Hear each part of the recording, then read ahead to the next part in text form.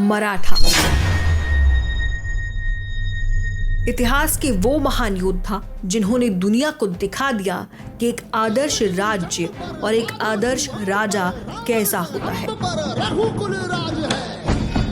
किस्सा मशहूर है, जब तक मराठा योद्धाओं के हाथ में तलवार है तब तक महिलाओं की इज्जत शाबूत है। दुनिया का पहला राज्य जहां औरतों की आबरू से खेला नहीं गया।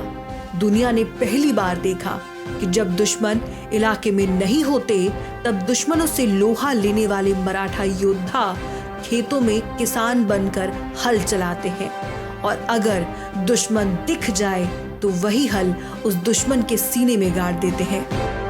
स्वागत है आपका आपके अपने चैनल द हिस्ट्री टीवी में।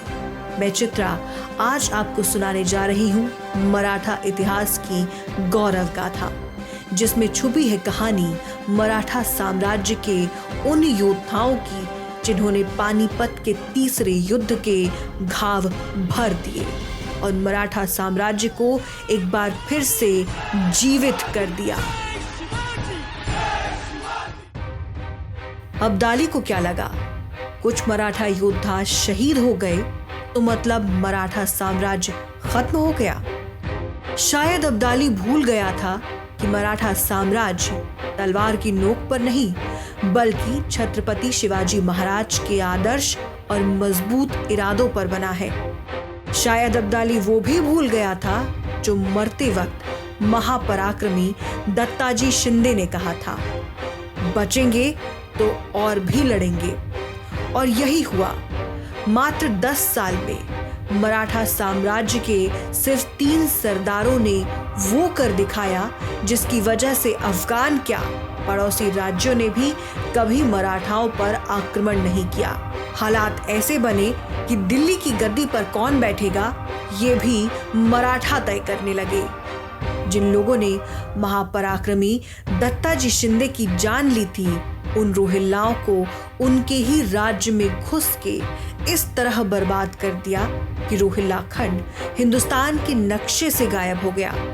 यही नहीं, एक मराठा योद्धा ऐसा भी था जिसने पानीपत के जख्मों को भरते हुए अंग्रेजों को आखिरी सांस तक स्वराज्य में घुसने नहीं दिया। आज हम जानेंगे पानीपत की लड़ाई के बाद की वो सच्ची घटनाएं जिनसे इतिहास का चेहरा बदल गया। 14 जनवरी 1761 इतिहास का वो काला दिन जब अहमद शाह अब्दाली ने रोहिल्लाओं के साथ मिलकर मराठा साम्राज्य को घायल कर दिया।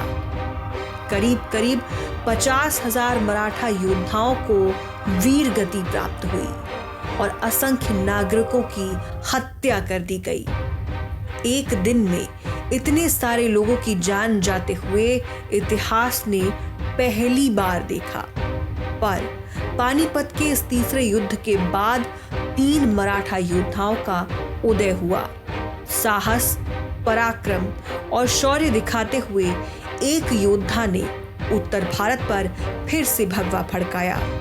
दूसरे योद्धा ने दक्षिण भारत को काबू में कर धर्म के नाम पर अत्याचार करने वाले हैदर अली और टीपू सुल्तान को सर्वधर्म संभाव का पाठ पढ़ाया और नवाब की पदवी देकर टीपू सुल्तान और हैदर अली को इतिहास में अमर कर दिया। साथ ही साथ तीसरे योद्धा ने अपनी कुशल नीतियों से डगमगाते मराठा साम्राज्य को आधार दिया और आगे चलकर आधुनिक चाणक्य कहलाया। वे योद्धा कोई और नहीं बल्कि महादजी शिंदे, नाना फडणवीस और पेशवा माधवराव बल्लाल हैं। इतिहासकारों का मानना है कि इन 3 योद्धाओं ने मराठा साम्राज्य की आन बान और शान को बरकरार रखा। इसीलिए इतिहास में इन तीनों के नाम स्वर्ण अक्षरों में लिखे गए हैं।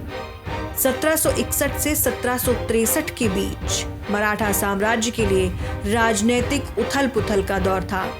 पानीपत की हार से आर्थिक नुकसान हुआ ही था, पर कई योद्धा अपनी जान से हाथ धो बैठे थे। आनन फानन में 16 साल के माधवराव को पेशवा बनाया गया। पेशवा माधवराव बल्लाल भले ही छोटे थे, पर युद्ध नीति में वो बाजीराव जैसे थे। इसीलिए बाजीराव के बाद उन्हें ही महान पेशवा माना जाता है। पेशवा बनने के बाद सबसे पहले उन्होंने डगमगाती अर्थव्यवस्था को संभालने, कामकाज को अपने हाथों में लिया। नाना फडणवीस के साथ मिलकर मात्र 2 साल में साम्राज्य को फिर से मजबूत कर दिया।